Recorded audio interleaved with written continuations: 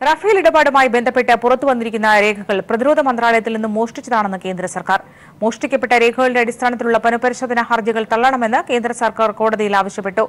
രേഖകൾ മോഷ്ടിക്കപ്പെട്ടതാണെങ്കിലും പരിശോധിക്കുന്നതിന് തടസ്സമില്ല എന്ന കോടതിയുടെ നിരീക്ഷണം കേന്ദ്ര സർക്കാരിനെ പ്രതിസന്ധിയിലാക്കി.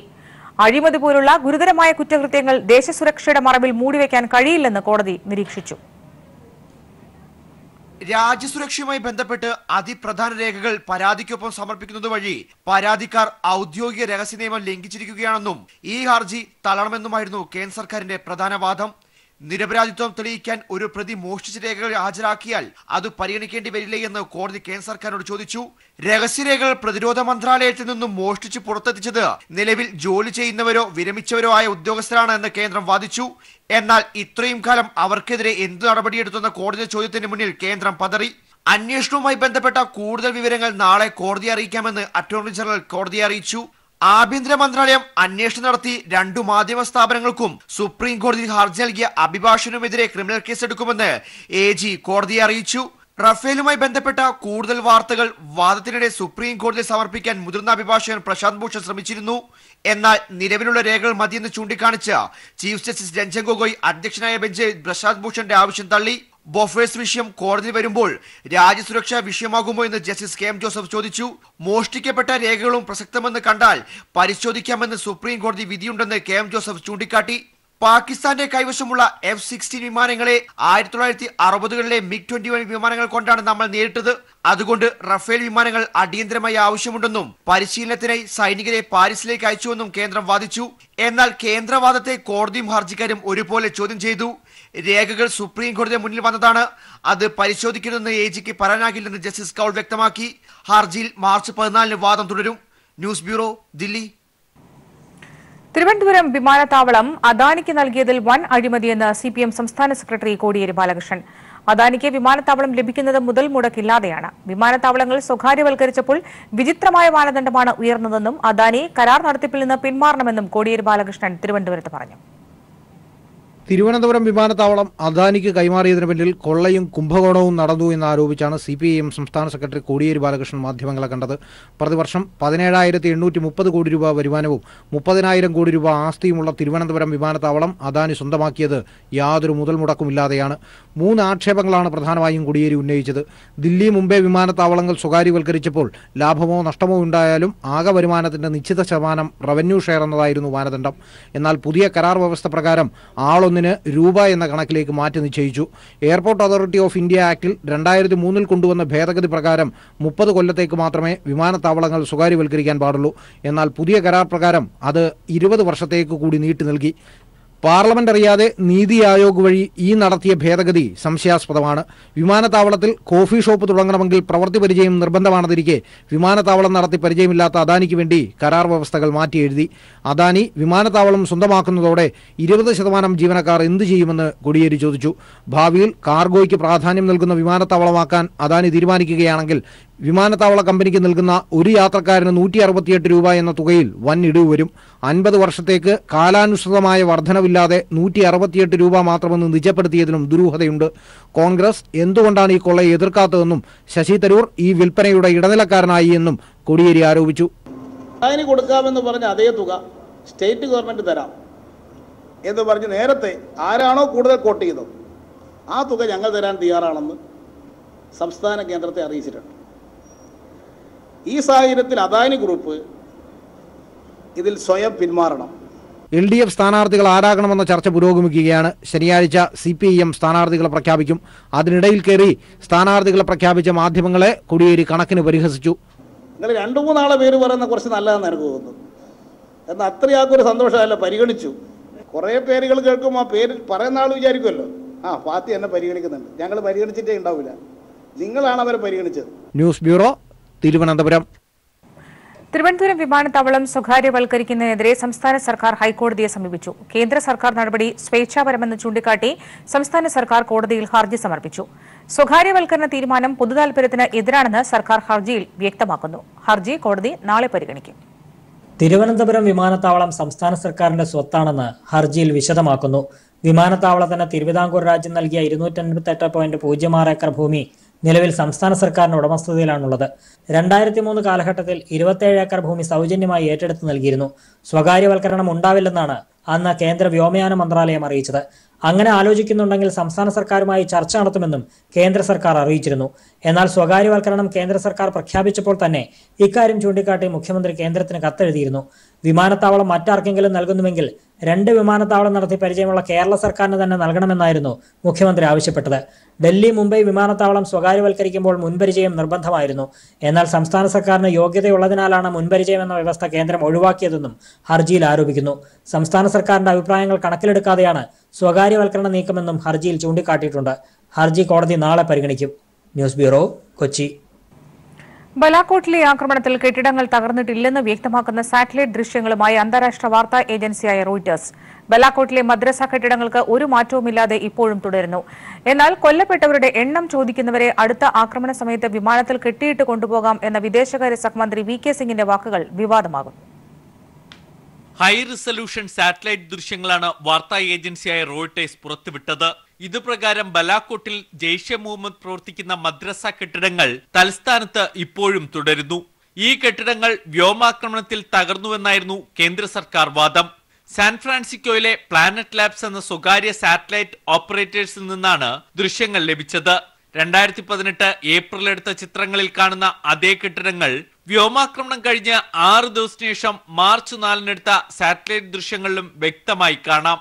കെട്ടിട ചുവരുകൾക്കോ മേൽക്കൂരകൾക്കോ കേടുപാടുകൾ കാണാനില്ലെന്നും വ്യോമാക്രമണം കഴിഞ്ഞ ലക്ഷണങ്ങൾ പ്രദേശത്തില്ലെന്നും റോയിട്ടേഴ്സ് റിപ്പോർട്ട് ചെയ്യുന്നു. പാകിസ്ഥാനിലെ ഖൈബർ പഖ്തൂൺ പ്രവിശ്യയിൽ സ്ഥിതി ചെയ്യുന്ന ബലാക്കോട്ടിലെ ജെയ്ഷെ തീവ്രവാദ പരിശീലന കേന്ദ്രങ്ങളെല്ലാം തകർത്തുവെന്ന കേന്ദ്ര സർക്കാർ വാദത്തെ സംശയത്തിലാക്കുന്നതാണ് ഇപ്പോൾ പുറത്തുവരുന്ന സാറ്റലൈറ്റ് ദൃശ്യങ്ങൾ. എന്നാൽ ആക്രമണത്തെക്കുറിച്ചും കൊല്ലപ്പെട്ടവരുടെ കണക്കിനെക്കുറിച്ചും സംശയം ഉന്നയിക്കുന്നവരെ വിമാനത്തിൽ കെട്ടിയിട്ട് പ്രദേശത്ത് കൊണ്ടുപോകണമെന്ന് കേന്ദ്ര സഹമന്ത്രി വി കെ സിംഗ് പരിഹസിച്ചു. ബോംബിട്ട് കഴിഞ്ഞയുടൻ സംശയാലുക്കളെ പ്രദേശത്തിറക്കിവിട്ട് കണക്കെടുക്കണമെന്നും പ്രതിപക്ഷത്തെ ലക്ഷ്യം വെച്ച് വി കെ സിംഗ് കുറ്റപ്പെടുത്തി. News bureau, Delhi. പുൽവാമ സ്ഫോടനത്തിൽ പാകിസ്ഥാൻ ആസ്ഥാനമായ ജെയ്ഷെ മുഹമ്മദിന്റെ പങ്ക് തെളിയിക്കുന്ന രേഖകൾ ഇന്ത്യ ലോകരാഷ്ട്രങ്ങൾക്ക് കൈമാറും. F-16 വിമാനം ഉപയോഗിക്കുന്നതിനെക്കുറിച്ചുള്ള കരാർ പാകിസ്ഥാൻ ദുരുപയോഗം ചെയ്തതായി അമേരിക്ക. മറ്റൊരു രാജ്യത്തിനെതിരെ വിമാനം ഉപയോഗിക്കില്ല എന്ന കരാറിന്റെ അടിസ്ഥാനത്തിലാണ് അമേരിക്ക F-16 വിമാനം പാകിസ്ഥാന് നൽകിയത്. പാക് പൌരന്മാർക്കുള്ള വിസ കാലാവധി അമേരിക്ക വെട്ടിക്കുറച്ചു. അതേസമയം അതിർത്തിയിൽ ഇന്നും പ്രകോപനം സൃഷ്ടിച്ച പാകിസ്ഥാന്റെ വെടിവെപ്പ്. രാജ്യാന്തര തലത്തിൽ പാകിസ്ഥാനെതിരായ കുരുക്ക് മുറുകുന്നു. ഇന്ത്യൻ അതിർത്തിയിൽ കടന്നുകയറി ബോംബ് വർഷം നടത്താൻ പാകിസ്ഥാൻ F-16 വിമാനം ഉപയോഗിച്ചതിനെതിരെ അമേരിക്ക രംഗത്തെത്തി.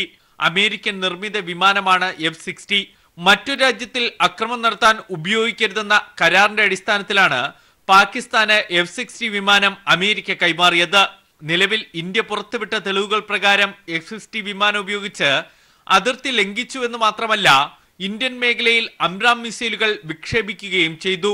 F-16 നിന്ന് മാത്രം വിക്ഷേപിക്കാൻ കഴിയുന്നവയാണ് അംറാം വിഭാഗത്തിൽപ്പെട്ട മിസൈലുകൾ.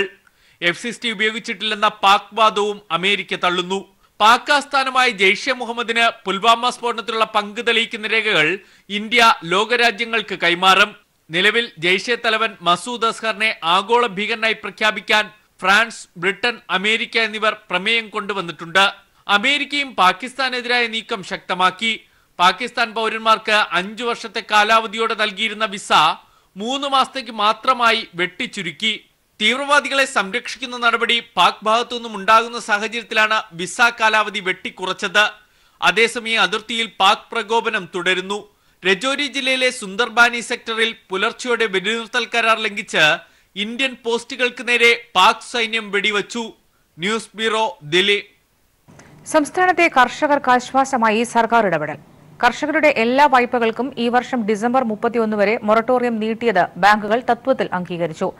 ഈ കാലയളവിൽ വായ്പകളിൽ ജപ്തി നടപടികൾ ഉണ്ടാകില്ല.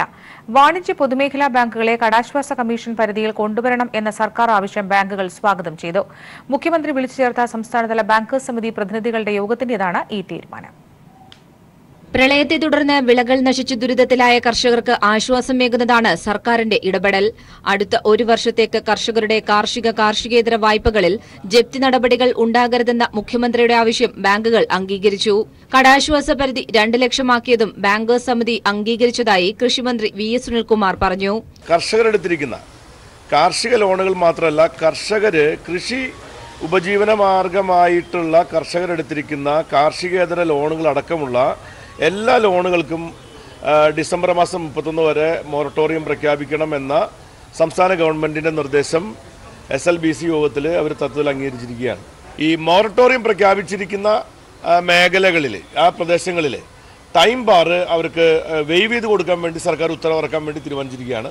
അടുത്ത ഒരു വർഷത്തേക്ക് കർഷകരുടെ കാർഷികേതര വായ്പകളിൽ സർഫാസി നിയമത്തിന്റെ അടിസ്ഥാനത്തിലുള്ള ഒരു നടപടിയും എടുക്കില്ലെന്ന് ബാങ്കുകൾ സർക്കാരിന് യോഗത്തിൽ ഉറപ്പു നൽകി. ഇതിനായി റിസർവ് ബാങ്കിന്റെ പ്രത്യേക അനുമതി വാങ്ങാനും തീരുമാനമായി. വാണിജ്യ പൊതുമേഖലാ ബാങ്കുകളെ കടാശ്വാസ കമ്മീഷൻ പരിധിയിൽ കൊണ്ടുവരണമെന്ന സർക്കാർ ആവശ്യം ബാങ്കേഴ്സ് സമിതി സ്വാഗതം ചെയ്തു. ഇടുക്കിയിലെ സ്ഥിതിഗതികൾ നാളെ കൃഷിമന്ത്രി VS സുനിൽകുമാർ ജില്ലാതല ബാങ്കേഴ്സ് സമിതി യോഗത്തിൽ പങ്കെടുത്തുകൊണ്ട് വിലയിരുത്തും. പഞ്ചായത്ത് തലത്തിലും ഇനി കർഷകരുടെ യോഗം വിളിക്കാൻ തീരുമാനമായിട്ടുണ്ട്. അവിടെ ബാങ്ക് ഉദ്യോഗസ്ഥരെയും കർഷകരെയും ഒന്നിച്ചിരുത്തിയാകും യോഗം നടത്തുക. നേരത്തെ വായ്പയെടുത്ത കർഷകർക്ക് പുതിയ വായ്പ നിഷേധിക്കരുതെന്നും ബാങ്കേഴ്സ് സമിതിയോട് സർക്കാർ ആവശ്യപ്പെട്ടിട്ടുണ്ട്. ഇപ്പോൾ പ്രഖ്യാപിച്ച എല്ലാ നടപടികളും റിസർവ് ബാങ്കിന്റെ അനുമതിയോടെയാകും നടപ്പാക്കുക. ഇതിനായി ഈ മാസം 12-ന് സഹകരണ മന്ത്രി കടകംപള്ളി സുരേന്ദ്രൻ RBI ഉദ്യോഗസ്ഥരുമായും കൂടിക്കാഴ്ച നടത്തും. News bureau, Thiruvananthapuram. അയോധ്യയിലെ ഭൂമി തർക്കം മധ്യസ്ഥ ചർച്ചകളിലൂടെ പരിഹരിക്കുന്ന കാര്യത്തിൽ ഉത്തരവിടാൻ ഒരുങ്ങി സുപ്രീംകോടതി. മധ്യസ്ഥ സംഘത്തിൽ ഉൾപ്പെടുത്തേണ്ടവരുടെ പേരുകൾ നിർമോഹി അഖാഡയും ഹിന്ദു മഹാസഭയും സമർപ്പിച്ചു. മധ്യസ്ഥതയെ സുന്നി വഖഫ് ബോർഡ് അനുകൂലിച്ചപ്പോൾ ഹിന്ദു മഹാസഭയും രാംലല്ലയും ഉത്തർപ്രദേശ് സർക്കാരും എതിർത്തു. 45 മിനിറ്റോളം കോടതി ഇന്ന് കക്ഷികളുടെ വാദം കേട്ടു. അയോധ്യ കേസ് മതപരവും വൈകാരികവുമായ വിഷയമായതിനാൽ ചർച്ചയിലൂടെ മാത്രമേ പരിഹാരം കാണാനാകൂവെന്നാണ് സുപ്രീം കോടതി ഭരണഘടനാ ബെഞ്ചിലെ ഭൂരിപക്ഷ നിലപാട്. അയോധ്യയിൽ രാമക്ഷേത്രം നിർമ്മിക്കണമെന്ന് വാദിച്ച രാംലല്ല തർക്കഭൂമിക്ക് പുറത്ത് മുസ്ലിങ്ങൾക്ക് പള്ളി പണിയാൻ പൊതുജനങ്ങളിൽ നിന്ന് പണം സമാഹരിച്ചു നൽകാമെന്ന് കോടതിയിൽ വാദിച്ചു. മധ്യസ്ഥ ശ്രമത്തെപ്പറ്റി പൊതുജനങ്ങൾക്ക് അറിയിപ്പ് നൽകുന്നതിനായി കോടതി നോട്ടീസ് ഇറക്കണമെന്ന് ഹിന്ദു മഹാസഭ കോടതിയിൽ വാദിച്ചെങ്കിലും കോടതി ഇവരുടെ ആവശ്യം അംഗീകരിച്ചില്ല. മധ്യസ്ഥയെ അനുകൂലിച്ച മുസ്ലിം കക്ഷികൾ എല്ലാ കക്ഷികളുടെയും സമ്മതം ആവശ്യമില്ല നിലപാടെടുത്തു. മധ്യസ്ഥതയിലൂടെ ഉണ്ടാകുന്ന തീരുമാനം കോടതി അംഗീകരിച്ചാൽ അത് വിധി തന്നെയാകുമെന്നും കക്ഷികൾ അല്ലാത്തവരും ഇത് അംഗീകരിക്കേണ്ടി വരുമെന്നും ജസ്റ്റിസ് SA ബോബ്ഡെ ചൂണ്ടിക്കാണിച്ചു. ബാബർ ചെയ്ത കാര്യങ്ങളിൽ കോടതിക്ക് നിയന്ത്രണമില്ല. ചരിത്രത്തെ ആർക്കും റദ്ദാക്കാൻ കഴിയില്ല. തർക്കം എങ്ങനെ പരിഹരിക്കാമെന്നത് മാത്രമാണ് കോടതി ലക്ഷ്യമെന്നും ജസ്റ്റിസ് SA ബോബ്ഡെ പറഞ്ഞു. അയോധ്യ വിഷയം 2 സ്വകാര്യ വ്യക്തികൾ തമ്മിലുള്ള പ്രശ്നമല്ല, 2 സമുദായങ്ങൾ തമ്മിലുള്ള തർക്കമാണെന്ന് DY ചന്ദ്രചൂഡ് നിരീക്ഷിച്ചു.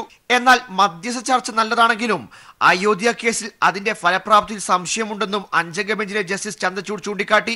കേസിലെ വിധിയിലൂടെ സമൂഹത്തിനുണ്ടാകാൻ പോകുന്ന പ്രത്യാഘാതത്തെപ്പറ്റി ബോധ്യമുണ്ടെന്ന് നിരീക്ഷിച്ച കോടതി എങ്ങനെ മുരവുണക്കാമെന്നാണ് ആലോചിക്കുന്നതെന്ന് നിരീക്ഷിച്ചു. അയോധ്യ മധ്യസ്ഥ ചർച്ചകൾക്ക് കക്ഷികൾ മുൻ ജഡ്ജിമാരുടെ പേരുകൾ സമർപ്പിച്ചു. മുൻ ചീഫ് ജസ്റ്റിസുമാരായ ദീപക് മിശ്ര, JS ഗഹാർ, മുൻ സുപ്രീം കോടതി ജഡ്ജി AK പട്നായിക് എന്നിവരുടെ പേരുകൾ ഹിന്ദു മഹാസഭ നൽകി. മുൻ സുപ്രീം കോടതി ജഡ്ജിമാരായ justice Kurian Joseph, justice AK Patnaik, justice GS Singhvi എന്നിവരുടെ പേരുകൾ നിർമോഹി അഖാഡയും സമർപ്പിച്ചു. News bureau, Delhi. ചിരിപ്പിച്ചും കരയിപ്പിച്ചും വേറിട്ട ഭാവങ്ങളിലൂടെ സഞ്ചരിച്ച നടൻ കലാഭവൻ മണി വിട പറഞ്ഞിട്ട് ഇന്ന് 3 വർഷം.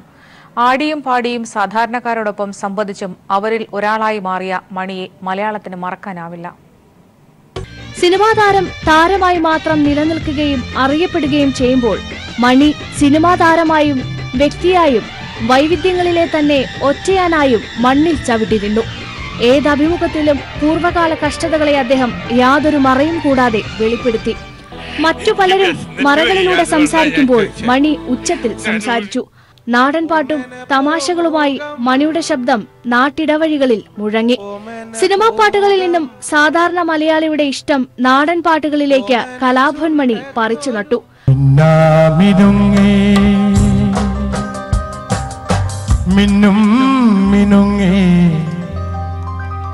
എങ്ങോട്ടാണീ തിടുക്കം, നീ തനിച്ചല്ലേ, പേടിയാകില്ലേ. മലയാളി മറന്നുപോയ നാടൻ പാട്ടുകൾ അവർ പോലും അറിയാതെ താളത്തിൽ ചുണ്ടുകളിലേക്ക് തിരികെ കൊണ്ടുവരാൻ മണിയോളം ശ്രമിച്ച കലാകാരൻ വേറെയില്ല.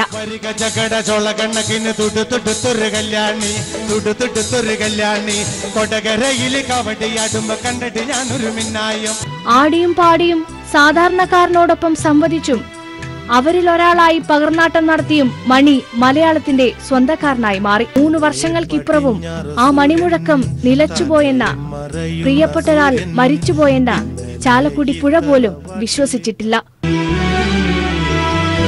News desk, people TV.